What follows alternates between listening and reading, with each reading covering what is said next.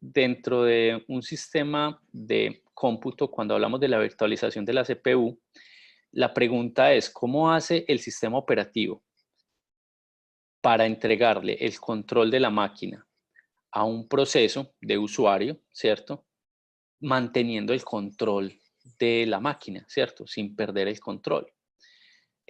Básicamente significa que si yo tengo 500 procesos en ejecución en una máquina, por ejemplo, en la máquina que yo estaba acá, revisamos el número de procesos. Si ustedes se dan cuenta, pues del número de procesos de una máquina, pues habíamos hablado que pueden ser cientos de procesos.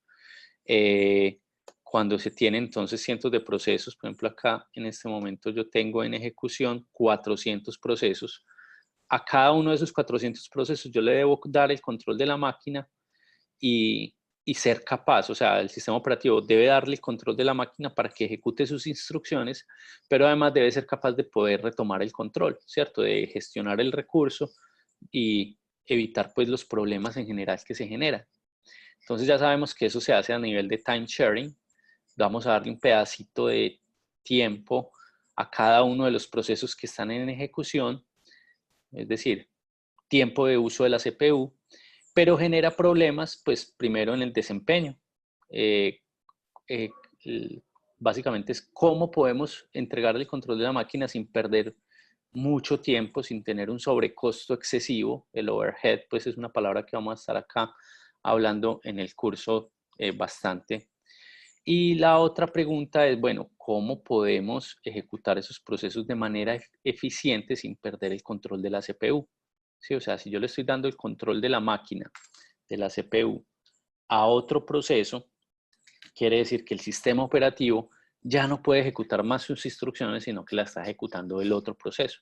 Entonces, ¿cómo podemos darle ese uso de la máquina sin perder el control de la máquina? Esos son como los desafíos pues, de esta parte. El mecanismo es muy simple, es un mecanismo de ejecución directa. El mecanismo de ejecución directa básicamente se trata de que el sistema operativo, cuando está iniciando el uso pues cuando está iniciando un proceso, cuando se le solicita al sistema operativo que inicie un proceso, digamos se llama la función fork, lo que hace el sistema operativo es, bueno, crear todos los elementos del proceso, que eso lo vimos la clase pasada, y en algún momento determinado le da el control de la máquina al proceso de usuario para que ejecute sus instrucciones. ¿Sí? Entonces, ¿qué hace un sistema operativo cuando crea un proceso? Ya lo habíamos hablado la clase pasada. Crea una lista de procesos, le asigna memoria al proceso, carga el programa desde el disco a la memoria principal, inicializa la pila del proceso con los argumentos de línea de comando que se hayan desarrollado, actualiza o setea los registros de la CPU con los valores del proceso, program counter y valores de contexto, y le da la llamada al proceso main. O sea, inicia la ejecución del proceso main y ahí es donde inicia la ejecución del proceso de usuario, a partir del main de este proceso.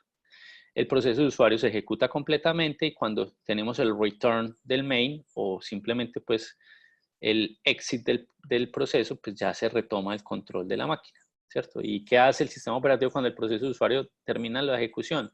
Libera la memoria, elimina la lista, esa entrada en la lista de procesos y pues continúa la ejecución probablemente de otro proceso diferente.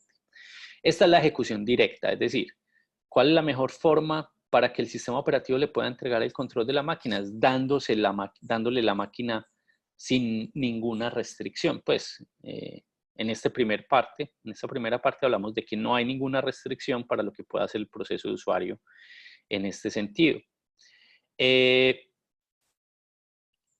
De este modo, como está estipulado, ¿sí? En el momento que se ejecuta el proceso de usuario, si no tenemos ningún limitante y si el sistema operativo no puede tener control de la máquina, podríamos decir que simplemente el sistema operativo actúa como una librería. O sea, realmente no es un sistema operativo, sino es una librería que tiene funciones que nos ayudan a hacer cosas pues